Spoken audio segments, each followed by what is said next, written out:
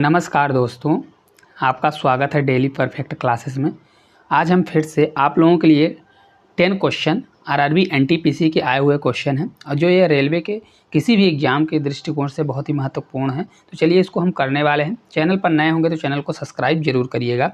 देखिए क्वेश्चन है, एक निश्चित साधारण ब्याज की दर पर 6 वर्ष में किसी राशि में 60% की वृद्धि होती है तो उसी दर पर 10,000 की राशि पर 3 वर्ष बाद चक्रवृद्धि ब्याज ज्ञात करें। चलिए देखते हैं, बहुत आसान क्वेश्चन है, किस प्रकार से करने वाले हैं। आप लोग भी हमारे साथ ज़रूर करिए। आपको हम बहुत ही आसान तरीके से समझाएंगे, इसलिए आप लोग वीडियो को पूरा देखिए और कमेंट जरूर करिए। देखिए, एक निश्चित साधारण ब्याज की दर पर 6 वर्ष में किसी राशि में 60% की वृद्धि होती है। अब कितनी हो रही वृद्धि, तो रेट परसेंटेज में अगर देखिए तो कितनी परसेंट की वृद्धि हो रही है, 60% की वृद्धि हो रही है।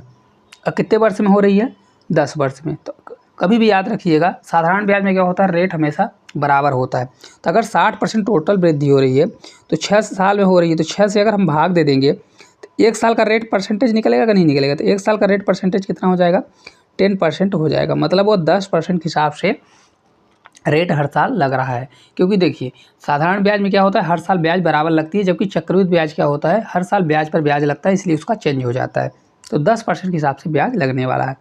अब बोल रहा है उसी दर पर 10,000 की राशि पर 3 वर्ष बाद प्राप्त चक्रवृद्धि ब्याज क्या होगा। अब देखिए, चक्रवृद्धि ब्याज निकालने का 10% रेट पर आपको टी मेथड भी कर सकते हैं, रेशियो मेथड भी कर सकते हैं, आपको जो आसान पड़े वो कर सकते हैं। अब देखिए, इसको हम 2 तरीके से कर सकते हैं। बहुत शॉर्टकट कर सकते हैं, तो आप चार्ट याद कर लीजिए।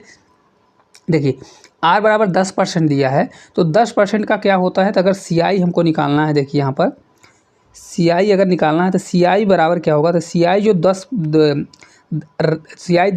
3 साल का कितना होता है, तो टाइम अगर 3 ईयर दिया है, 3 ईयर दिया है और रेट हमारा 10% है, तो सी आई कितना होता है, तो ये होता है आपका, हो जाएगा कितना, 33.1%। टोटल इतने परसेंट का सी आई लगता है। ठीक है, सी आई मतलब चक्रवृद्धि ब्याज कितना लगता है, 33.5% लगता है। अभी आप यह तो क्या करिए, देखिए आपको इतनी वैल्यू याद है तो ठीक है, अगर नहीं याद है तो आपको क्या करना पड़ेगा, चलिए इसको हम निकाल देते हैं, फिर आपको रेशियो भी बताते हैं। तो देखिए 10,000 का है, तो 10,000 का अगर आप डायरेक्ट निकालते हैं, 10,000 का डायरेक्ट 33.5% निकालेंगे तो 33 सही 1% के लिए क्या करेंगे, परसेंटेज के लिए अपॉन 100 करेंगे और दशमलव घटाना है तो 0 नीचे लगा देंगे।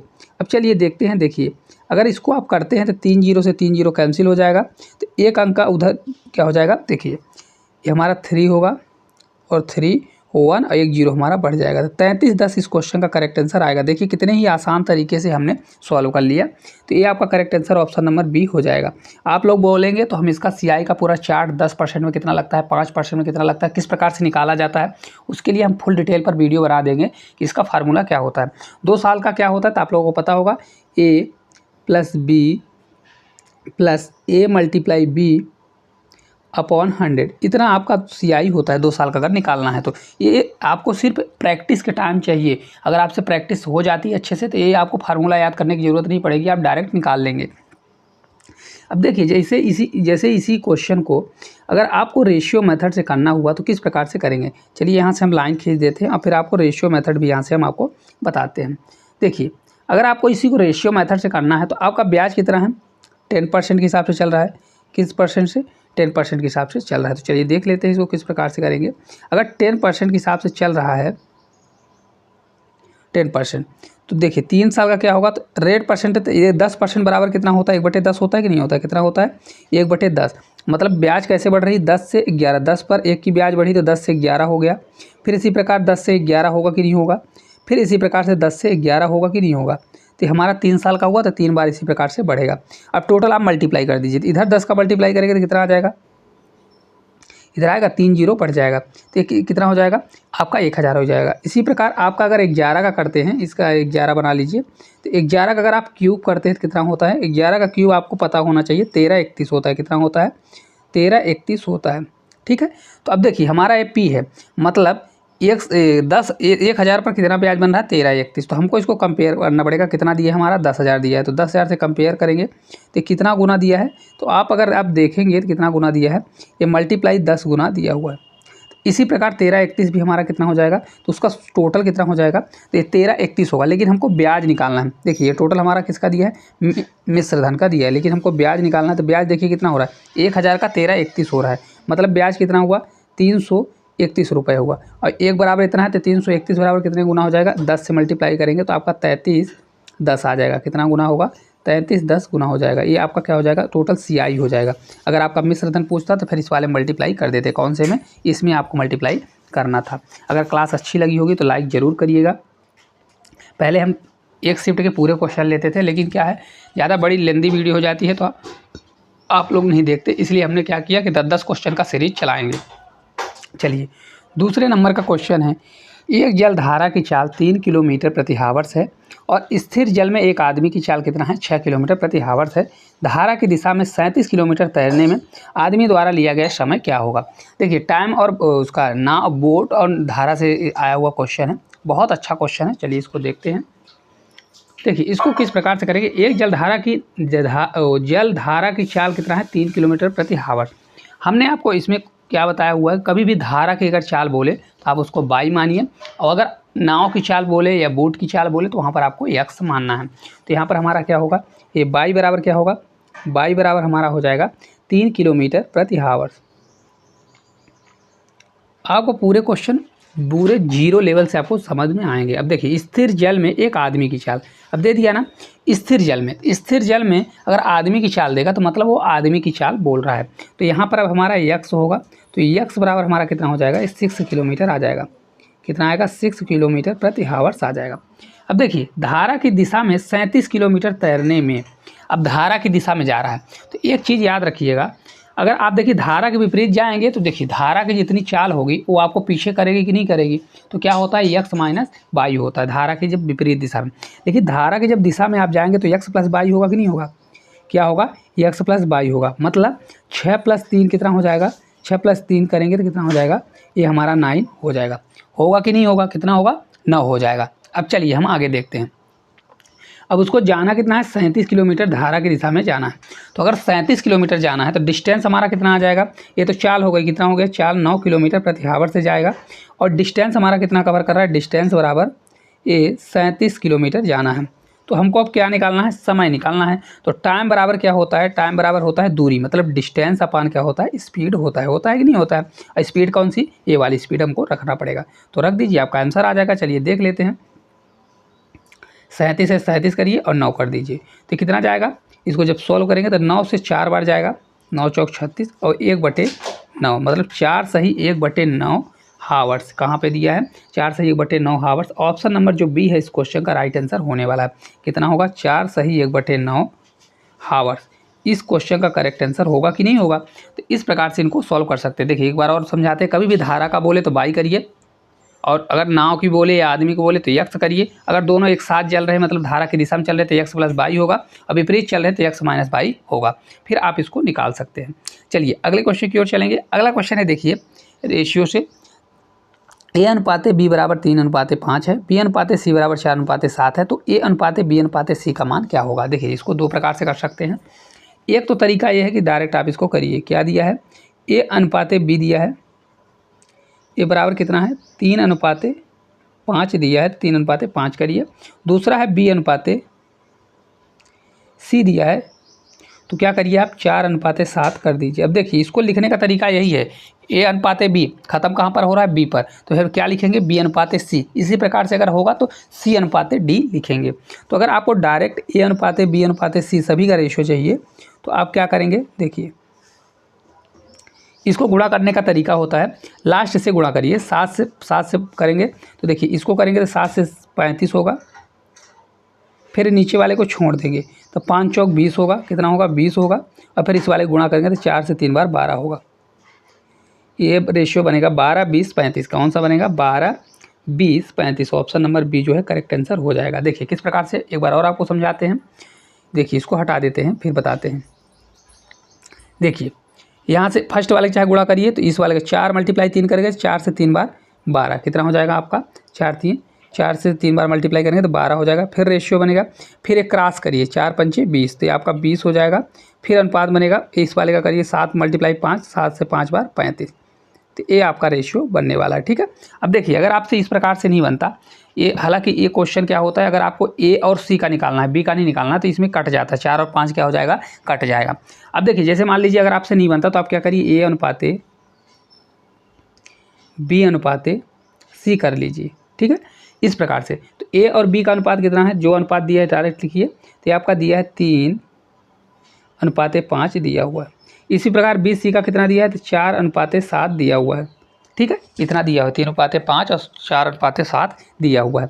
अब जो देखिए जो जगह जहाँ पर खाली है उसके स्थान पर उसको हम प्लेस कर देते हैं, क्या करेंगे, रिप्लेस कर देंगे। अब देखिए 5 के बगल में कुछ भी नहीं है तो 5 यहाँ पर क्या हो जाएगा, हमारा 5 होगा कि नहीं होगा, तो ये 5 हो गया। इसी प्रकार 4 के बगल में कुछ नहीं है तो यहाँ पर हम 4 कर देते हैं। अब चलिए इसको सॉल्व कर लेंगे।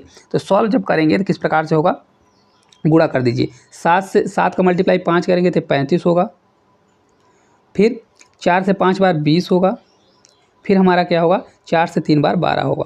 तो आपको जो अच्छा लगे, ये वाली मेथड अच्छी लगे तो ये वाला करिए, अगर ये वाली अच्छी लगती है तो ये भी कर सकते हैं हम। अगर नहीं कर सकते तो देखिए इस प्रकार से भी कर सकते हैं। एक और हम आपको मेथड इसमें बता देते हैं, देखिए किस प्रकार से। तो आपकी 3 मेथड हो गई। ठीक है, चलिए देखते हैं इसको किस प्रकार से करेंगे। अगर देखिए यहाँ पर दिया है ना, ए अनुपाते बी दिया है, और क्या दिया है, बी अनुपाते सी दिया हुआ है ना। तो ए अनुपाते बी हमारा कितना है, 3:5 दिया है। इसी प्रकार इसको हम बी अनुपाते सी न लिख के सी अनुपाते बी लिख रहे हैं, क्योंकि थोड़ा उधर दिखेंगे तो हमको कैलकुलेशन करने में आसानी होगी। तो इसको क्या लिख रहे हैं, सी अनुपाते बी कर रहे हैं। अब देखिए ये हमारा कितना हो गया, 7 अनुपाते कितना हो जाएगा, 4 हो जाएगा।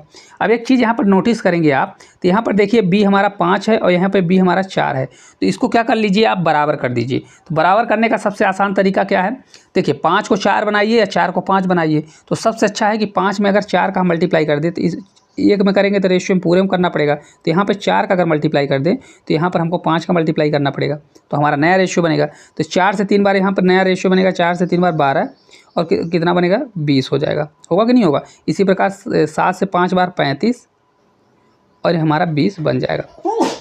इस प्रकार से अगर ए अनुपाते बी अनुपाते सी अगर करते हैं, पूरा ए अनुपाते बी अनुपाते सी अगर आप लोग करते हैं तो देखिए ए का कितना है, 12 है, बी का कितना दिया है तो बी का 20 हो गया, और सी का कितना है, 35 है तो 35। इस प्रकार से भी आप निकाल सकते हैं। अगर बराबर करके करेंगे तो ये भी मेथड आपको कहीं कहीं बहुत यूज आती है। तब कितनी मेथड हो गई, फर्स्ट मेथड हमने यहाँ पर आपको बताया, सेकंड मेथड हमने इस क्वेश्चन में यहाँ पर बताया, और थर्ड मेथड हमने यहाँ पर बताया। तो अगर कभी भी आता है तो आप तीनों मेथड अगर आप कैलकुलेशन करके जाते हैं तो जो आपको बेस्ट लगती है वो आप कर सकते हैं। चलिए अगले क्वेश्चन की ओर अपन चलेंगे। अगला देखिए क्वेश्चन है, √45 प्लस √125 का मान 17.89 है, तो किसका मान √180 प्लस √80 का मान निकालिए। बहुत अच्छा क्वेश्चन है, चलिए इसको देखते हैं किस प्रकार से करेंगे।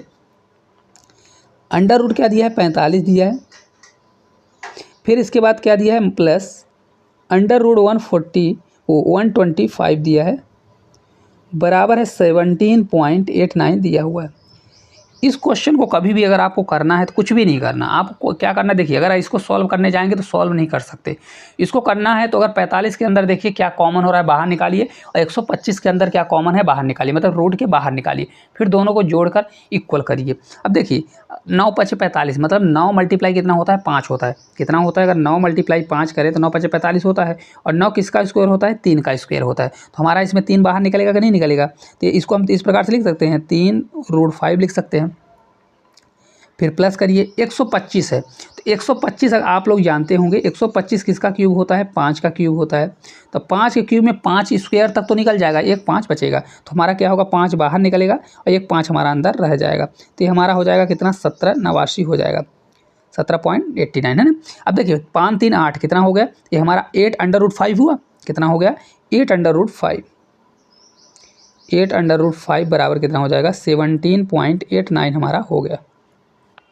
अब √5 की हमको वैल्यू चाहिए, किसकी, तो √5 की। तो √5 बराबर हमारा कितना होगा, √5 बराबर यहाँ पर आपको लिखना पड़ेगा 17.89/8 कर दीजिए। आपको इसको भाग देने की ज़रूरत नहीं है, क्योंकि अगर आप इसको कैलकुलेशन बैठेंगे तो आप इस क्वेश्चन को छोड़ देंगे, क्योंकि देखिए पूरा समय यही खा जाएगा क्योंकि कैलकुलेशन करने में। चलिए अब आगे हम इसको सॉल्व करते हैं कि आगे अब देखिए क्या करना है। तो अब इक्वेशन में हमको पूछ क्या रहा है, 180 और 80 का। तो √180 है और प्लस √80 दिया हुआ है। अब इसको बनाइए, तो अगर इसको भी हम बनाएंगे किसमें, रूट 5 के फॉर्म में लाएंगे। 180 दिया है, तो इसको अगर हम बाहर करना चाहें तो देखिए इसमें क्या क्या बाहर होगा। अब देखिए अंडर रूट दिया है, तो अंडर रूट अगर हम बाहर करेंगे तो देखिए यहाँ पर अगर अंडर रूट 180 दिया है तो 180 का किसका 90 दूना है ना, 90 से 2 बार जाएगा। और इसके अलावा 90 तो 45 दूना 90 है ना, 45 दूना 90 होता है, तो 2 2 बाहर हो जाएगा, 9 होगा, मतलब कितना होगा 6, 36 या 6 बाहर आएगा। देखिए इसको निकाल के हम देख लेते हैं कितना होगा। तो अगर 36 पंचे कितना होता है, 36 × 5 अगर करें तो 36 पंचे कितना होता है, 180 होता है ना। तो हमारा निकलेगा कितना, 6√5 हमारा निकल जाएगा बाहर, फिर प्लस 12 है, वो 80 है, तो 80 में कितना होगा, 4 चौक 16 पंचे 80, तो मतलब ये 4 रूट हमारा क्या निकलेगा, 5 निकल जाएगा। कितना निकलेगा, 4 रूट 5 निकल जाएगा। तब देखिए कितना हो गया, तो इसको हम सॉल्व करते हैं, इसको हटा देते हैं थोड़ा सा क्योंकि जगह नहीं है अपने पास। चलिए, तो ये हमारा टोटल कितना आ गया, तो टोटल 6 4 10, तो ये हमारा 10 रूट कितना आ गया, 5 आ गया कि नहीं आ गया। तो अब इसको जब हम आगे सॉल्व करेंगे, यहाँ से लाइन खींच लीजिए, अब जब इसको हम आगे सॉल्व करेंगे, क्या है 10 रूट 5 है, तो रूट 5 का मान कितना है 17.89/8 दिया हुआ है। तो आपका करेक्ट आंसर कितना आएगा, आपको सॉल्व करना पड़ेगा, क्योंकि देखिए आप रूट का मान रख देंगे तो ये आपका कुछ आंसर इस प्रकार से आएगा, आपका कितना हो जाएगा 178 हो जाएगा, क्योंकि 10 का मल्टीप्लाई होगा तो ये दशमलव उधर हट जाएगा, अपॉन 8 हो जाएगा। तो ये आपका आएगा 8 से 2 बार 16, कितना आएगा 2 बार 16 जाएगा। फिर इसके बाद बचेगा क्या 18, तो 8 से फिर 2 बार जाएगा 16 होगा, फिर 16 के बाद 2 बचेगा तो 29 हो जाएगा, तो फिर कितना होगा 8 से 3 बार जाएगा 24, तो वही मतलब लगभग 22.3 आएगा, तो जो कि ऑप्शन नंबर ए में दिया है 22.4, यही वाला आपका आंसर हो जाएगा। देखिए किस प्रकार से हमने किया, कुछ भी नहीं, आपको इसको सबसे पहले रूट के फॉर्म में लाना है, रूट की वैल्यू निकालना है, फिर इसको भी क्या करना है, जो अंडर रूट 80 दिया है, अंडर रूट 180 दिया है, इनको भी रूट उसी के फॉर्म में लाना है, और रूट का मान जैसे आप रखेंगे तो आपका आंसर आ जाएगा। चलिए अगले क्वेश्चन की ओर अपन चलेंगे। अगला क्वेश्चन है 90 किलोमीटर प्रति हावर्स की चाल से चल रही एक 180 मीटर लंबी रेलगाड़ी को एक पोस्ट को पार करने में कितना समय लगेगा। हमने पिछले क्लासों में आपको समझाया था कि क्या होता है जब रेलगाड़ी कभी भी पोस्टर को, सिग्नल को या किसी आदमी को या खंभे को पार करती है तो रेलगाड़ी खुद की लंबाई को ही क्रॉस करती है। कभी भी अगर प्लेटफार्म को पार करेगी तो तब फिर वो खुद की लंबाई और प्लेटफार्म की लंबाई को पार करेगी। तो यहाँ पर डिस्टेंस क्या होगा, तो यहाँ पर इस क्वेश्चन में डिस्टेंस जो रेलगाड़ी की लंबाई होगी वही डिस्टेंस हो जाएगा। तो मतलब रेलगाड़ी खुद की लंबाई को पार करेगी, जो कि 180 मीटर दिया हुआ है। और रेलगाड़ी की स्पीड कितनी है, तो स्पीड की हम बात करें तो 90 किलोमीटर प्रति हावर्स है। तो किलोमीटर प्रति हावर्स है, सबसे पहले ऐसे क्वेश्चनों के लिए हम क्या करते हैं, यूनिट शेप करते हैं। तो कभी भी एक चीज़ याद रखिएगा, किलोमीटर प्रति हावर्स से अगर हम मीटर पर सेकंड में जाते हैं तो 5/80 का क्या करते हैं, 5/18 का क्या करते हैं मल्टीप्लाई। और कभी भी अगर मीटर पर सेकंड से किलोमीटर प्रति हावर्स में जाते हैं तो 18/5 से हम क्या करते हैं, मल्टीप्लाई करते हैं। अब इसको याद करने का तरीका क्या है, देखिए याद करने का तरीका है, किलोमीटर से हम मीटर में जा रहे हैं, मतलब बड़ी यूनिट से छोटी यूनिट में जा रहे हैं, तो हमारा ऊपर क्या हो जाएगा 5, मतलब क्या हो जाएगा छोटा, बड़े से छोटे में जा रहे हैं तो हमारा ऊपर छोटा होगा, मतलब 5/18। और इसी प्रकार से अगर हम छोटे से अगर बड़े में जा रहे हैं मतलब 5 मीटर प्रति सेकंड में जा रहे हैं, यहाँ पर हावर्स नहीं होगा, यहाँ पर मीटर पर सेकंड होगा। तो मीटर पर अगर सेकंड में हम जा रहे हैं तो मीटर पर सेकंड से किलोमीटर में जा रहे हैं तो मतलब बड़ी यूनिट में जा रहे हैं, तो हमारा हो जाएगा 18/5। आपको इस प्रकार से याद रखना है, वैल्यू दोनों में सेम होगी, बस ये रहता है कि कौन सा बड़ा ऊपर होगा। तो देखिए हमको निकालना कितना समय, तो टाइम बराबर अभी हमने फार्मूला देखा था पिछले वाले क्वेश्चन में, टाइम बराबर क्या होता है, डिस्टेंस अपॉन स्पीड होता है कि नहीं होता, क्या होता है डिस्टेंस अपॉन स्पीड होता है। तो निकाल लीजिए, टाइम बराबर डिस्टेंस हमारा 180 दिया है अपॉन स्पीड हमारा 90 है। अब 90 देखिए यूनिट या तो मीटर है तो इसको किलोमीटर में करिए, या तो किलोमीटर वाले को मीटर में कर दीजिए, क्योंकि हमको यूनिट सेम करना पड़ेगा तभी क्वेश्चन सॉल्व होगा। तो देखिए 90 किलोमीटर है, तो किलोमीटर आंसर देखिए सेकंड में है, तो हम इसको मीटर को क्या कर देते हैं, किलोमीटर प्रति हावर्स को मीटर पर सेकंड में कर देते हैं। तो उसके लिए हमको क्या करना पड़ेगा, 5/18 से गुणा करना पड़ेगा। तो यहाँ पर 5/18 से गुणा करेंगे तो देखिए 5/18, नीचे 18 जाएगा, तो 18 पलट के हमारा ऊपर आ जाएगा। करना है तो आप नीचे भी कर सकते हैं, फिर अगले स्टेप में ऊपर कर दीजिए। हम आपको यहाँ डायरेक्ट बता देते हैं, 5/18 मतलब 5 के नीचे जाएगा 18, तो 18 पलट के ऊपर आ जाएगा। ठीक है, अब इसको कट कर लीजिए। अगर इसको जब कट करेंगे, देखिए 18 से 5 बार जाएगा, 18 पंचे 90 होता है ना। अब ये 25 हो गया, तो अगर इसको कट करना है तो 5 से पहले काट लीजिए, 5 से कट करेंगे तो 5 से 3 बार 15, 5 से 6 बार, है ना। तो आपका बचेगा 5, 5 से 7 बार 35 और 5 दूनी 10, मतलब कितना 7.2 सेकेंड। इतना आपका आंसर आएगा। ऑप्शन नंबर डी जो है करेक्ट आंसर यहाँ पर दिया हुआ है। कितना होगा 7.2 सेकंड इस क्वेश्चन का करेक्ट आंसर हो जाएगा। आपको सिर्फ इसका यूनिट सेम करना होता है, ऐसे क्वेश्चनों का कुछ फार्मूले होते हैं आपको याद होने चाहिए। चलिए अगले क्वेश्चन की ओर चलते हैं। अगला क्वेश्चन बहुत ही बेहतरीन क्वेश्चन आ चुका है, सरलीकरण का बार का क्वेश्चन है, जो हर बार पूछा जाता है रेलवे में। ऐसा क्वेश्चन होना कि ये क्वेश्चन ना पूछा जाए। चलिए इसको देखते हैं किस प्रकार से करेंगे। देखिए क्वेश्चन दिया गया है, रिपीट सीरीज का है, 1.236576576 इस प्रकार डॉट डॉट दिया है। तो ऐसे क्वेश्चन को करने के लिए सबसे पहले देखिए इसमें क्या रिपीट हो रहा है। तो रिपीट जो हो रहा है तो देखिए 1.23, अब 656, देखिए 657 क्या हो रहा है, रिपीट हो रहा है। तो इसको हम इस प्रकार से लिख सकते हैं 657, इसके ऊपर हम बार लगा देते हैं। क्या लगा देते हैं, इसके ऊपर हम बार लगा देते हैं। लगाएंगे बार कि नहीं लगाएंगे। देखिए 1.23657 बार का मतलब ये हो गया कि वो संख्या बार बार रिपीट हो रही है। जैसे देखिए ऊपर वाले में अगर आप देखेंगे 567 फिर डॉट डॉट दिया हुआ है, मतलब रिपीट हो रहा है। अब देखिए कभी भी जब क्वेश्चन करते हैं तो इसको सॉल्व करने का इसको अगर भिन्न के रूप में बदलना है तो क्या करिए, पूरी संख्या को लिखिए। पूरी संख्या क्या दी है, A12367 जो दिया है उसको लिख लीजिए।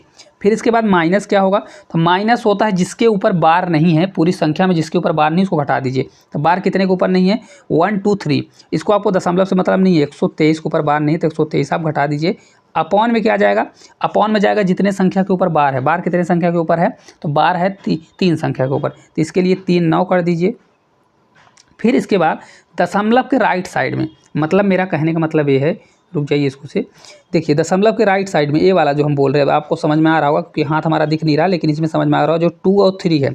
दशमलव किधर साइड, राइट साइड, एक नहीं 2 और 3, कितने अंक है, 2 अंक है। तो 2 अंक अगर हैं तो उसके लिए क्या होगा, दशमलव के अगर बार राइट साइड में अगर जितने अंक के बाद बार नहीं लगा होता उतने जीरो हमको लिखना होता है। तो यहाँ पे हम 2 जीरो कर देंगे, एक क्या करेंगे, रुक जाइए थोड़ा सा, क्या हो जाएगा 1 0, ये 2 जीरो हमारा हो जाएगा। अब इसको सॉल्व कर लीजिए तो आपका आंसर बन जाएगा। देखिए किस प्रकार से इसको जब सॉल्व करेंगे, 7 में 3 जाएगा तो 4, 5 में 2 जाएगा तो कितना होगा 3 होगा, 6 में 1 जाएगा तो ये 5 होगा।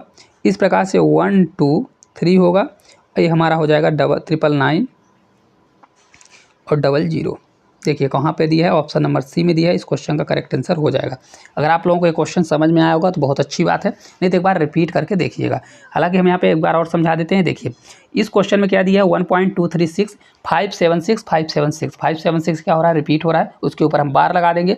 फिर क्या होता है, जितनी संख्या उसको लिखिए और बार के अलावा जितनी संख्या होती है उसको घटा दीजिए। ठीक है, अब घटा दीजिए। एक चीज़ आप याद रखिएगा, किसी भी संख्या में अगर आप जैसे देखिए अब जो जिस प्रकार से अगर आप लिख रहे हैं डायरेक्ट, तो जो आपका राइट लेफ्ट होगा वही लेफ्ट होगा और जो आपका राइट होगा वही राइट होगा, तो आपको ये कन्फ्यूज नहीं होना। तो देखिए इस संख्या में जो जैसे ऐसी संख्या है ना, तो इधर लेफ्ट होगा और इधर राइट होगा। तो अब इसका जो दशमलव के जो राइट वाला एरिया होता है, राइट वाले एरिया में बार के अलावा जितनी संख्या होती है, बार के अलावा जितने भी अंक होते हैं उतने नीचे जीरो लगते हैं, और जितने अंक के ऊपर क्या होता है, बार लगा होता है, उतने 9 होते हैं। इन चीज़ को आपको याद रखना है। चलिए अगले क्वेश्चन की ओर चलेंगे। अगला क्वेश्चन देखिए दिया है cos x + y = 1/2 और sin x - y = 0 दिया है, तो किसका मान निकालना है। तो x बड़ा है या बराबर है y के, तो x और y का मान निकालना है। अब देखिए इसको करने का सबसे अच्छा तरीका क्या है, किस प्रकार से कर सकते हैं x और y का मान निकालने के लिए। इसको 2-3 तरीके से कर सकते हैं। देखिए किस प्रकार से, एक तो तरीका यह कहता है कि आप क्या करिए, इसमें मान रखिए। किस प्रकार से, वैल्यू रखिए, वैल्यू पुट करके करिए, तो हो सकता है वैल्यू पुट करके करेंगे तो आंसर आ जाएगा। चलिए देख लेते हैं, वैल्यू पुट करके ही देख लेते हैं। देखिए अगर हम इसमें x क्या दिया है, cos x + y = 1/2 और क्या दिया है, sin x - y = 0 दिया हुआ है। अब एक चीज़ सोचिए, cos x + y, देखिए पहली चीज़ तो आपको यहाँ पर ध्यान देना है, cos किसका मान 1/2 होता है, इतना आप याद रखिए, और sin किसका मान 0 होता है। अगर आप इतना समझ गए ना तो इस क्वेश्चन को आंसर को उड़ा देंगे। अब देखिए किस प्रकार से हमको निकालना किसका मान है, x और y के मान ज्ञात करना है। अब देखिए अगर आप इसमें cos किसका मान 1/2 होता है, तो आपसे बनना चाहिए cos जो होता है cos 60 का मान कितना होता है, 60 डिग्री का मान होता है 1/2 होता है कि नहीं होता। और साइन 0 डिग्री का मान कितना होता है, 0 होता है कि नहीं होता। इतना तो आपको पता होगा क्योंकि cos में क्या हो जाता है, पलट जाता है। जो cos 30 का मान होता है वो cos 30 का मान होगा और साइन 60 के मान के बराबर होता है। चलिए तब देख लेते हैं। अब यहाँ पर देखिए x + y बराबर हमको क्या करना है, यहाँ पर 60 लाना है। x + y बराबर 60, x - y बराबर हमको 0 लाना है। तो देखिए एक तो कंडीशन ये कहती है, अगर आपसे डायरेक्ट बनता है तो डायरेक्ट कर लीजिए। देखिए x + y, तो यहाँ पर हम क्या रखेंगे, देखिए x - y 0 आना चाहिए। तो 0 तभी आएगा जब दोनों संख्या सेम होगा। तो दोनों संख्या सेम होगा तो मतलब हम अगर यहाँ पे 30 रखेंगे, देखिए हमको 60 डिग्री चाहिए, तो अगर हम x बराबर 30 रखें और y बराबर अगर हम 30 रखते हैं तो हमारा आ जाएगा कि नहीं आएगा। क्योंकि देखिए किस प्रकार से आएगा, देखिए ये हमारा हो जाएगा cos x + y जुड़ेगा तो ये हो जाएगा हमारा cos 60 का मान कितना होता है 1/2, सेटिस्फाई हो जाएगा। इसी प्रकार से हमारा साइन होगा, साइन 30 घट जाएगा तो साइन 0 डिग्री, और 0 डिग्री का मान क्या होता है, ये 0 हो जाएगा। ठीक है, ये आपका दोनों चीज़ आपका यहाँ पे सेटिस्फाई हो गया। अगर आपसे इस प्रकार से सॉल्व करते नहीं बनता, जैसे बहुत से लोग होते हैं जिनको ये थोड़ा दिमाग लगाने में प्रॉब्लम होती है, तो उनके लिए सबसे बेहतरीन तरीका ये है, आप ये चीज़ कर लीजिए। कौन सा चीज़ कर लीजिए, देखिए आपको तो इतना तो याद रखना ही पड़ेगा कि भाई किसका होता है, इसका तो इतना याद रखना ही पड़ेगा कि भाई ये किसका होता है, 1/2 किसका होता है और 0 किसका होता है। ठीक है, अब देखिए 1/2 किसका होता है और 0 किसका होता है। तो cos 60 का मान होता है और साइन 0 का मान होता है। तो आपको यहाँ पर क्या करना पड़ेगा, जो x + y दिया है, देखिए एक बार और यहाँ पर समझा देते हैं आप, क्योंकि इसको हटाते हैं, पहले भी बताते हैं। देखिए यहाँ पर दिया है cos x + y दिया है बराबर किसका मान होगा, cos 60 का मान होगा, cos 60 का 1/2 60 का होता है। तो यहाँ पर क्या हो जाएगा, ये कट जाएगा, ये cos कट जाएगा। तो x + y बराबर हमारा कितना होगा, 60 होगा। इसलिए हम डायरेक्ट क्या कर रहे हैं, x + y बराबर 60 ही लिख रहे हैं। चलिए इसको हटा देते हैं, डायरेक्ट हम लिखते हैं क्या, x + y बराबर 60 आपको मान लेना है। क्या x + y बराबर क्या हो गया, हमारा 60 हो गया, और उधर x - y बराबर क्या हो गया, ये 0 हो गया। हुआ कि नहीं हुआ। ठीक है, अब देखिए हमने आपको बताया था a + b बराबर कुछ दिया है, a - b बराबर दिया है। तो कभी भी a निकालना होता है तो क्या करिए, दोनों को जोड़िए, अपान 2 करिए, और b अगर निकालना है तो दोनों को घटाइए, अपान 2 कर दीजिए। तो अगर हमको x निकालना है तो क्या करेंगे, दोनों को जोड़ेंगे, 60 0 को जोड़ेंगे तो 60 ही आएगा, और अपान 2 कर देंगे, तो x बराबर हमारा 30 हो जाएगा। इसी प्रकार y निकालना है तो क्या हो जाएगा, y बराबर दोनों को घटाइए, 60 और 0 में घटाएंगे तो 60 आएगा, तो इसका भी हमारा 30 ही आ जाएगा। दोनों इस प्रकार से भी आप कर सकते हैं, जो आपको बेहतरीन लगे वो कर सकते हैं, चाहे ये मेथड करिए चाहे ऊपर वाला। हालांकि आप इस प्रकार से करेंगे तो आपका टाइम बचेगा। चलिए अगले क्वेश्चन की ओर चलेंगे। अगला क्वेश्चन है, यदि किसी समांतर श्रेणी के 11वें पद का उसके 18वें पद का अनुपात दिया गया है, 11वें पद का उसके 18वें पद का अनुपात दिया गया है, तो इसके प्रथम 5 पदों के योग का इसके प्रथम 10 पदों के योग का अनुपात हमको बताना है। देखिए बहुत अच्छा क्वेश्चन है, हालांकि बहुत लेंदी क्वेश्चन है, हम इसको आपको शॉर्टकट बताने की कोशिश करेंगे। देखिए अगर इसका 11वां पद दिया है ना, तो 11वां पद क्या होता है, ए, इसको डिनोट करते हैं 11 से, तो क्या होता है a + 10d होता है। d क्या होगा, d यहाँ पर क्या होता है, देखिए a इसका प्रथम पद हो जाएगा, d इसका क्या होता है, विभांतर, मतलब बीच का जो अंतर होता है ना, कितना होगा, तो ये 2/3 दिया है, तो 2/3 लिख सकते हैं। देखिए किस प्रकार से दिया है, अनुपात कितना है, तो इसका 2 हो जाएगा, और इसका कौन सा पद दिया है, तो एक ठो पद दिया है, कौन सा, 18वां, तो ये आपका क्या हो जाएगा, a + 17d है ना, तो इसका कितना दिया है, तो ये आपका दिया है 2 1 3 दिया है। ठीक है, इस प्रकार से आप कर सकते हैं। चलिए इसको यहाँ पर करते हैं, अगर इसको हम सॉल्व करेंगे तो क्या होगा, a + 10d बराबर कितना दिया है, अपॉन इसको हम करेंगे डायरेक्ट, क्योंकि a + 17d बराबर क्या हो जाएगा, तो यहाँ पर हम डायरेक्ट करते हैं इसको, क्योंकि देखिए इसको क्वेश्चन को सॉल्व तो आपको करना ही पड़ेगा, क्योंकि ये क्वेश्चन दी है लेंदी टाइप का। तो ये आपका हो जाएगा 2/3। ठीक है, इसको जब क्रॉस मल्टीप्लाई करेंगे तो आपका ये बनेगा पूरा 3a + 30d बराबर 2a + 34d। तो देखिए 2a इधर 3a है, तो a इधर आके घट जाएगा तो कितना बचेगा, a। तो a बराबर आपका पूरा सॉल्व होकर कितना बनेगा, 4d बचेगा कि नहीं बचेगा। तो यहाँ पर a बराबर आपका 4d हो जाएगा। इस चीज़ को आप याद रखिएगा, यही इसका मैन है। यहाँ पर अगले स्टेप में आपको a बराबर 4d रखना है, तो आपका आंसर आ जाएगा। अब चलिए इसको हम हटा देते हैं क्योंकि ये क्वेश्चन आपसे बन गया, इतना चीज़ आपसे बन गया होगा। इसका सेकंड फार्मूला होता है योग वाला फार्मूला क्या होता है, इसको हम डिस्कस करने वाले हैं। कभी भी इसका योग का फार्मूला होता है, जैसे एस एन निकालना होता है, एस एन बराबर कौन सा पद बोल रहा है, 5वां पद, तो एन बराबर 5 हो जाएगा, तो एन बाई 2, फिर आपका करेंगे 2a प्लस एन माइनस 1 ये डी, मल्टीप्लाई में होता है एन माइनस 1 डी, ये इसका फार्मूला होता है। ठीक है, यहाँ पर बड़ा ब्रैकेट होता है, इस प्रकार से इसका फार्मूला होता है। तो चलिए इसको रख लेते हैं, जल्दी से सॉल्व करने की कोशिश करते हैं। तो देखिए एस एन मतलब 5/2 हो जाएगा, कितना हो जाएगा, 5/2 होगा। ठीक है, 5/2, इसके अलावा 2a है तो 2a ही रहने दीजिए। एन डी है तो ये कितना हो जाएगा, 4d होगा कि नहीं हो जाएगा, क्योंकि एन माइनस एन बराबर 5 होगा तो 4d हो जाएगा। एक इक्वेशन ये बनेगा। अगली इक्वेशन हमारी क्या बनेगी, अगला हमारा है 10वां पद, तो इसको हम लेंगे 10वां पद। चलिए डायरेक्ट ही कर लेते हैं, तो क्या होगा देखिए, क्योंकि रेशियो हमको चाहिए, तो ये 5/2 है तो 5/2 ही करिए। ये आपका क्या है 2a है तो 2a करिए, और प्लस हमारा 4d बन गया। ठीक है, अपॉन करिए क्योंकि हमको रेशियो चाहिए, अपॉन 10/2, ये 2a का 2a ही रहेगा। अब यहाँ पर कितना 10 है तो 9d बनेगा कि नहीं बनेगा, क्योंकि n माइनस होगा तो ये 9d बन जाएगा। ठीक है, इतना हो गया। अब इसको हमको सॉल्व करना है। सॉल्व करने के लिए क्या करना पड़ेगा, देखिए 2 से 2 कट जाएगा। देखिए पहला, दूसरा, तीसरा, चौथा दिए, पहले का तीसरा से कटता है तो 5 से 2 कटेगा, और दूसरे का चौथे से, तो दूसरे से चौथे से कट जाएगा, नीचे 2 बचेगा। कितना बचेगा, नीचे 2 बचेगा। अब 2a प्लस 4d, तो हमारा a बराबर कितना है, 4d है, a बराबर कितना है, 4d दिया है, तो हम a की जगह पर कितना रखेंगे, 4d। तो अभी हमारा कितना बनेगा, 8d बनेगा, क्योंकि हम डायरेक्ट अब कर रहे हैं।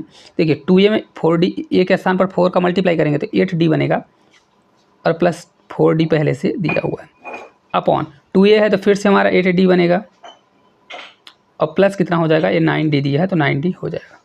ठीक है, अब इन सभी को हमको योग करना है, तो dd है तो कितना हो जाएगा, 8 4 12d, अपॉन 9 8 17d, कितना होगा, 9 8 4 12 होगा, और ये नीचे 2 ही रहेगा क्योंकि नीचे 2 मल्टीप्लाई में था ना, ये 2 रहेगा, तो 2 से अगर भाग देंगे तो ये कितना हो जाएगा, 6। तो इस प्रकार ये कितना हो जाएगा, 6। तो इस प्रकार बनेगा आपका 6:17 बनेगा। Correct answer option number C जो है राइट आंसर होगा। देखिए एक बार और आपको समझाएंगे।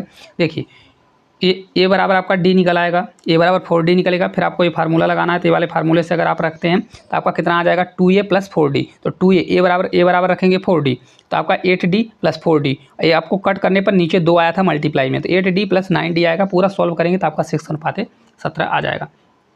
चलिए अगला क्वेश्चन है, देखिए पी क्यू उस वृत्त का व्यास है जिसका केंद्र O है। यदि उस वृत्त पर एक बिंदु R स्थित है और कोण RPO का मान 39 डिग्री है, तो कोण RQP का मान क्या होगा। बहुत अच्छा क्वेश्चन है, चलिए इसको देखते हैं, बनाने की कोशिश करेंगे। अगर आप इसका डायग्राम बना लेते हैं ऐसे क्वेश्चनों का तो आपसे क्वेश्चन बन जाएंगे, क्योंकि बहुत आसान क्वेश्चन होते हैं, पर मैन इसका डायग्राम ही होता है। अब चलिए देखते हैं इसको किस प्रकार से करेंगे। ये देखिए मान लीजिए इसका केंद्र से जाने वाली रेखा हो गई, केंद्र मतलब यहाँ पे सेंटर है कहीं पर। चलिए देख लेते हैं, इसको रेड से बना देते हैं, ये हो गया। ठीक है, केंद्र से तो बना किस प्रकार से रहा है, तो इसको अगर आप देखेंगे तो कुछ इस प्रकार से रेखा इस प्रकार से बना रहा है। इसका एंगल कौन सा दिया हुआ है, तो एंगल की अगर हम बात करें तो एंगल ये वाला दिया हुआ है। कौन सा एंगल दिया है, तो देखिए यहाँ पर अगर आप देखेंगे तो यहाँ पर दिया है कोण, तो जिसका केंद्र O है, और कोण RPO मतलब इसको अगर आप R मानते हैं, इसको P मानते हैं, इसको केंद्र उसका O है। ठीक है, चलिए एक बिंदु R पर स्थित है, किस पर, R पर स्थित है, तो कोण RPO का मान 39 डिग्री है। RPO का मान कितना है, 39 डिग्री है, 39 डिग्री है। तो कोण RQP ऊपर Q होगा और नीचे P होगा। देखिए इसको सही कर लीजिए। तो हमको कौन सा वाला एंगल निकालना है, तो एक चीज़ आप याद रखिएगा, यहाँ पर ये वाला एंगल निकालने का बोल रहा है, ये वाला एंगल, यहाँ इसको Q बोला है।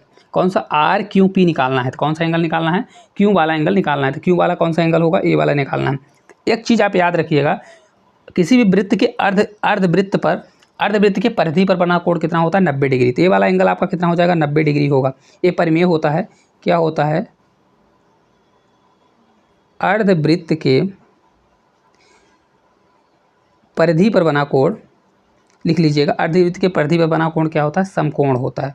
समकोण मतलब 90 डिग्री का कोण बनाएगा। तो ये हमारा 90 डिग्री का हो गया। तो अगर ये वाला एंगल हमारा 90 डिग्री का हो गया, यहाँ पे लिख रहा हूँ, तो अब देखिए किसी भी त्रिभुज के तीनों कोणों का योग कितना होता है 180 डिग्री। तो 180 डिग्री होता है, तो क्या हो जाएगा 180 डिग्री बराबर कोण P प्लस कोण R और प्लस कोण Q, होगा कि नहीं होगा। तो 180 में बराबर कोण P कितना आ गया हमारा 39 डिग्री है, प्लस कोण R कितना है 90 डिग्री है, प्लस कोण Q हमको ही तो निकालना है। देखिए 90 घटाएंगे तो 180 में अगर इधर आएगा 90 तो 90 घटेगा तो 90 बचेगा, और फिर 39 है। तो घटाने का तरीका ये है कि 90 बचेगा, 90 में 40 घटा दीजिए तो 50 बचेगा, 50 में एक और 50 में क्या करिए एक बढ़ा दीजिए, आपका 51 आ जाएगा। तो कोण Q कितना होगा 51 डिग्री आपका आ जाएगा। तो राइट आंसर कितना होगा 51 डिग्री, ऑप्शन नंबर ए जो है राइट आंसर हो जाएगा। बहुत अच्छा क्वेश्चन है, सिर्फ आपको एक प्रमेय याद रखना है कि अर्धवृत्त पर बना कोण क्या होता है समकोण, अर्धवृत्त की परिधि पर बना कोण क्या होता है समकोण होता है। तो एक एंगल पहले से दिया है, एक एंगल कितना हो जाएगा 90 डिग्री, तो 90 39 जोड़ देंगे तो कितना हो जाएगा आपका, जोड़ेंगे तो 100 कितना आ जाएगा 29 आ जाएगा, फिर घटाएंगे 180 में, क्योंकि तीनों कोणों का योग कितना होता है 180 डिग्री होता है। चलिए आज का ये लास्ट क्वेश्चन होने वाला है, क्लास किस प्रकार से लगी जरूर बताइएगा। क्वेश्चन है यदि किसी भी समांतर श्रेणी के 11वें पद व 18वें पद का अनुपात इतना है तो उसके प्रथम 5 पदों के योग का अनुपात। ये क्वेश्चन रिपीट हो चुका है, तो ये इस क्वेश्चन को हम होमवर्क में देते हैं, क्योंकि हालांकि हमने करा दिए हैं, फिर भी आप इसको होमवर्क में करिएगा।